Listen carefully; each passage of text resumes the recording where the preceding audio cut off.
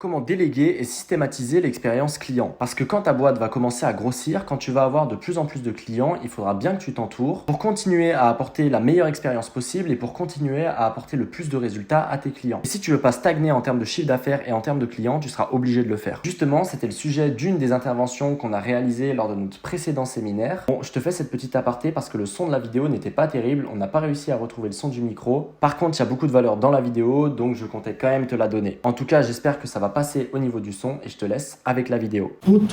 Optimiser et automatiser l'expérience client, ça on l'a fait avec Alexia, on l'a fait avec Camille sur ton offre que tu vas lancer, pour se dire comment je maximise la réussite client. Et beaucoup de débutants pensent qu'il faut faire des appels, donner des heures et des heures. Le problème quand on agit comme ça, c'est que les personnes ne respectent pas forcément votre temps et ne mettent pas de valeur sur ce que vous dites. Et il y a d'autres manières du coup de maximiser l'expérience client. Nous par exemple, on s'est rendu compte que mettre les bases sur un espace formation pour le positionnement, le persona et l'offre, c'était beaucoup plus productif que de le faire en appel avec eux. Et donc on l'a fait comme ça.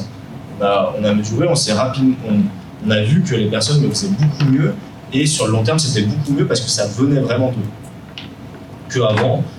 Et c'est pour ça que je vous fais à chaque fois des retours audio, qu'avant on faisait des retours en appel, sauf qu'on avait des personnes qui ne le faisaient pas, on devait le faire avec eux, sauf que c'était pas pertinent, parce qu'on n'est pas dans leur tête, et on n'est pas ce qu'ils veulent devenir.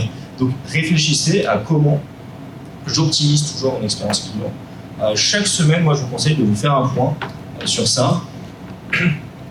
Excusez-moi. De vous faire un point sur ça et de se dire, cette semaine, qu'est-ce que j'ai analysé, qu'est-ce qui s'est passé dans mon entreprise et comment j'optimise la partie délivrabilité. Et ensuite, comment j'automatise certaines choses qu'ils ne savent pas forcément. Et à mon avis, vous avez tous ici des choses que vous faites dans la délivrabilité client que vous pouvez facilement optimiser et gagner du temps. Et 15-20 minutes de gagner par client, c'est toujours ça. Et moi, je préfère automatiser des choses qui ont peu de valeur pour le client et qui me prennent par exemple 30 minutes et passer 30 minutes en plus avec lui sur un endroit où je peux vraiment lui apporter de la valeur pour maximiser son expérience avec nous.